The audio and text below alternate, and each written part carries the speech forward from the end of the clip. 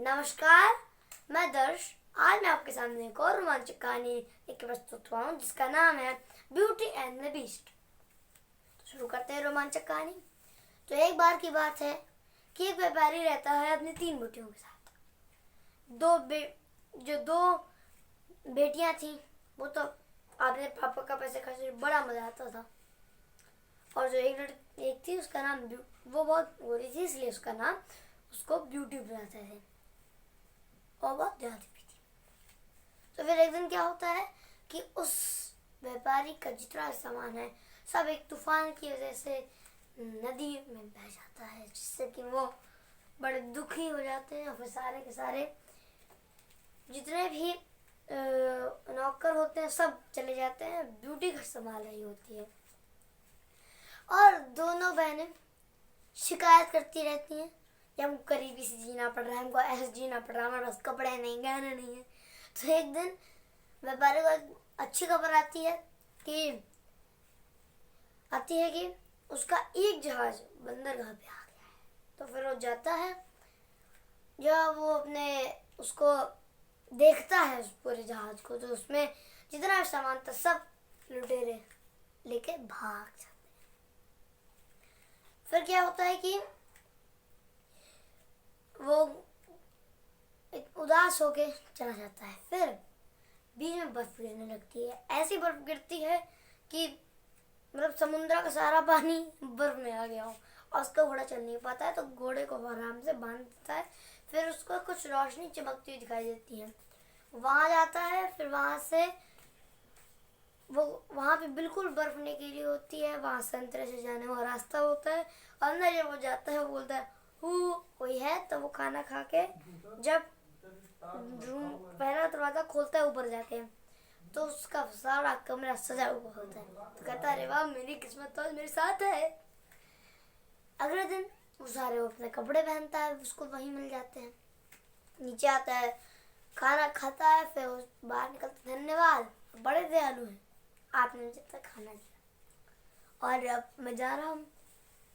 फिर जब बंदरगाह पे उसका जहाज आया था तो तीनों बेटियों ने अपनी ख्वाहिश मांगी। दोनों बेटियों ने मांगी थी ज्वेलरी और कपड़े, ब्यूटी ने मांगी थी बस एक बैंगनी गुलाब। तो उसको वहाँ पे एक बैंगनी गुलाब मिलता, जैसे वो तोड़ता है वहां से अच्छा जाने दिए। और जब वो देखता है अपने सामने एक राक्षस बीस्ट को, जिसका नाम जैसे राक्षस को, फिर क्या होता है, कहता है मैंने तुम्हारा तो ध्यान रखा और तुम ऐसे पेश आओगे, ये क्या तुम्हारी इतनी हिम्मत। मैं तुम्हारा इतना ध्यान रखा, तुम्हें खाना खिलाया, तुम्हारे कपड़े दिए और तुम मेरा बैंगनी गुलाब मुझसे बिना पूछे लेते हो। तुम ऐसे अपना आदर निभाओगे। तो फिर क्या होता है कि कहता है माफ करो आका, मैं बस अपनी बेटी के लिए गुलाब लेकर आ रहा था।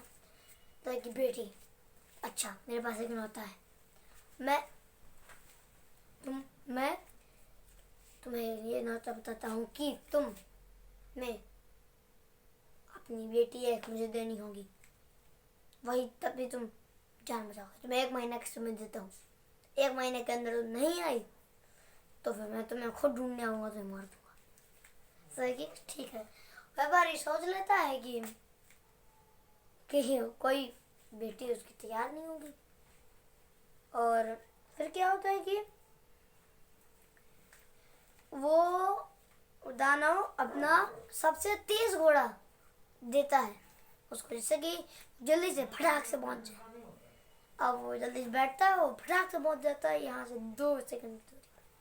फिर वो घर पहुंचता है, बताता है तो सब दोनों बहनें बोलती हैं कि सब तुम्हारी गलती है, तुमने ऐसा क्यों किया, अब तुम ही जाओगी, हम लोग नहीं जाएंगे।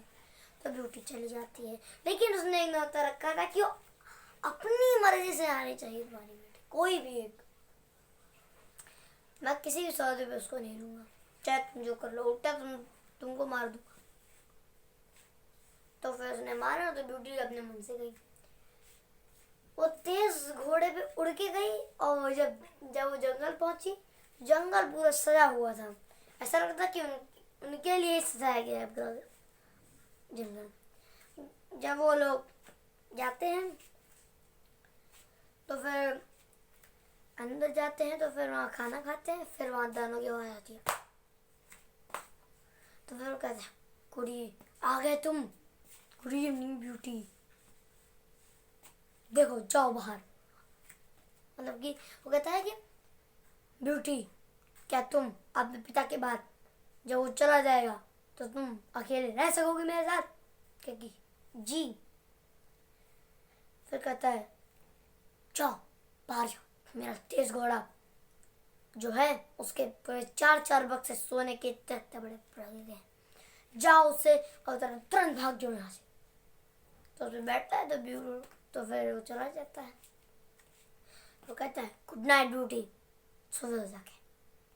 जब पहला दरवाजा खोलती है फिर जैसे वे पैरे के साथ उसके साथ जो होता है पूरा कमरा सजा हुआ था, कैंडल से सजी थी, बेड सब कुछ बड़ा हुआ था। तब वो सो जाती है। सवेरे उठती है तो उसको सारा श्रृंगार वहाँ रखा होता है। फिर वो खाना खा लेती है, फिर जाके वो एक बढ़िया सी झरने के सामने उसका सोफा लगा होता है, उस पर सो जाती है। फिर आहट आती है शाम को,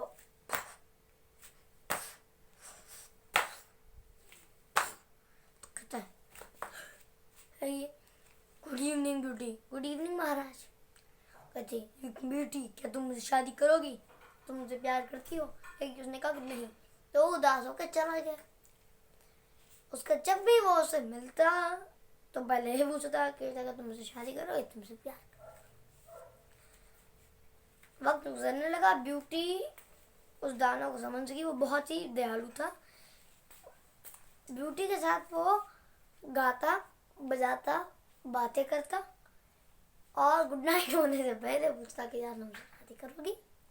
एक दिन ब्यूटी को अपने पापा की याद आने लगी, तो कि मुझे 1 हफ्ता दे दीजिए, मुझे जाना है अपने घर।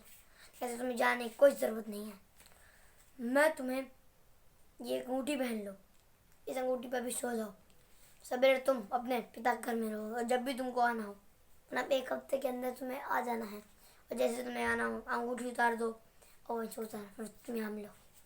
उसके बाद ये तुम 1 हफ्ते के अंदर नहीं आई तो मुझे यहाँ मरा हुआ पाओगी।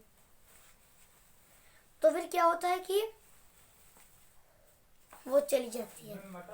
उसके बाद वो दोनों बहनें उसका अचानक आने से दंग रह जाती कि ये ब्यूटी कहाँ से आ गई, और क्या करें और पापा से मिलती है। 1 हफ्ता गुजर जाता है, ब्यूटी को पता नहीं चलता। फिर एक रात में उसको सपना आता है कि वो दानव मर रहा होता है। वो तुरंत अंगूठी उतारती है और सो जाती है। घर पे आती है तो नीचे जाती है तो वहीं जगह वो पड़ा रहता है, लेकिन उसकी सांसें चल रही होती है। तो कहता है कि ब्यूटी तुम सच्ची में एक दानव से प्यार करोगी? हाँ। तुम शादी करोगी? हाँ। ऐसे ही कहते वो दानव एक राजकुमार का रूप ले लेता है। और फिर वो कहता है अरे तुम तो मेरे सपनों की राजकुमार हो। तो फिर वो जाते हैं घर ब्यूटी के और उनसे विवाह संपूर्ण होता है। फिर वो खुशी खुशी एक महल में रहने लगते हैं। तो ये थी एक ब्यूटी एंड द बीस्ट की कहानी।